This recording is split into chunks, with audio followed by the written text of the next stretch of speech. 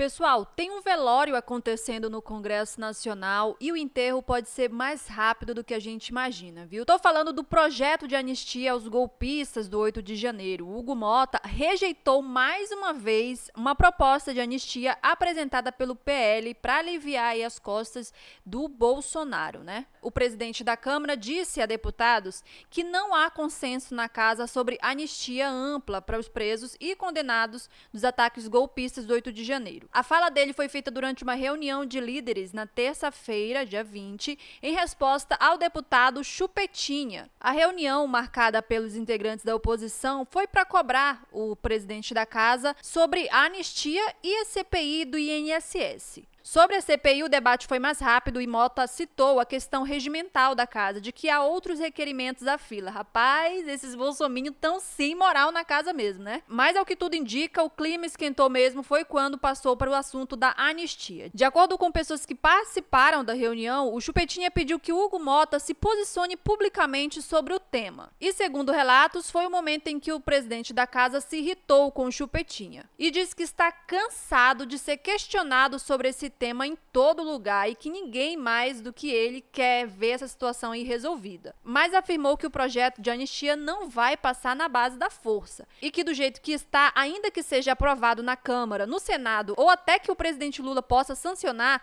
ela vai ser declarada inconstitucional pelo STF. E o que muito tem se falado é que o Hugo Mota não está disposto a enfrentar o STF e causar aí um desconforto com a Suprema Corte por conta de coisas tão pequenas como anistia aos golpistas, né? Inclusive, a fala do Hugo Mota incomodou principalmente o líder do PL, o Sócrates Cavalcante, que disse que se recusa a construir um texto que precise do aval do STF. Pessoas da Câmara, né, alguns parlamentares, e aí eles falaram assim, um deles me falou, olha, o velório do projeto da anistia já começou. Inclusive, o choro também já está tendo, porque foi comunicado pelo Hugo Mota a esses parlamentares que não adianta, vai bater no Supremo, vai cair, a gente vai ficar andando em círculos aqui, é uma coisa que é um perde-perde.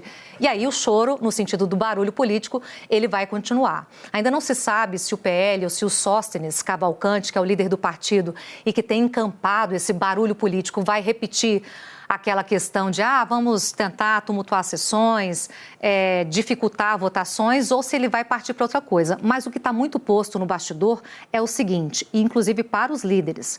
Quem quiser fazer barulho, quem quiser defender o que queira, não tem problema, vai defender, isso é da política. Agora, escolha suas batalhas, porque eu também vou escolher as minhas.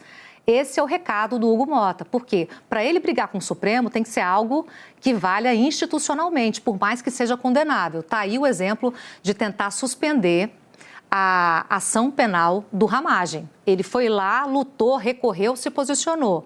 No Supremo já era esperado que ele fizesse isso, mas querendo ou não, uma pauta que abrange toda a Câmara. Está aí a questão política que mostra como o Hugo Mota está jogando e que pauta nichada de política, de grupos políticos, é o tipo de pauta que não vai passar. O velório já está acontecendo, o sepultamento desse projeto deve ser já já. O PL tentou de tudo, mas a anistia não vai para frente, como já era um jogo jogado, mas agora as cartas estão na mesa. E olha, galera, ainda falando sobre a tentativa de golpe e dos golpistas, né? O ex-comandante da Aeronáutica, o Carlos de Almeida Batista Júnior, confirmou hoje, em seu depoimento ao STF, que o Freire Gomes, ex-comandante do Exército, ameaçou sim dar voz de prisão ao inelegível caso ele colocasse em execução o plano de golpe de Estado após as eleições de 2022. Vale lembrar que, na segunda-feira, o Freire Gomes negou que tenha ameaçado de prender Bolsonaro, mas hoje, Batista Júnior depois no sentido contrário ao Freire Gomes, né? E disse o seguinte, abre aspas, confirmo sim, senhor, o general Freire Gomes é educado e não falou com agressividade ao presidente, mas foi isso que ele falou, com calma e tranquilidade. Se você tentar isso, eu vou ter que lhe prender. Foi o que ele disse, fecha aspas. Segundo Batista Júnior, a ameaça de prisão feita pelo Freire Gomes a Bolsonaro aconteceu durante uma reunião realizada no Palácio da Alvorada com objetivos de discutir uma GLO, né, que é uma garantia da lei e da ordem, estado de defesa ou estado de sítio. Ele também afirmou que algum tempo depois, no dia 14 de novembro, foi realizada uma nova reunião em que o general Paulo Sérgio Nogueira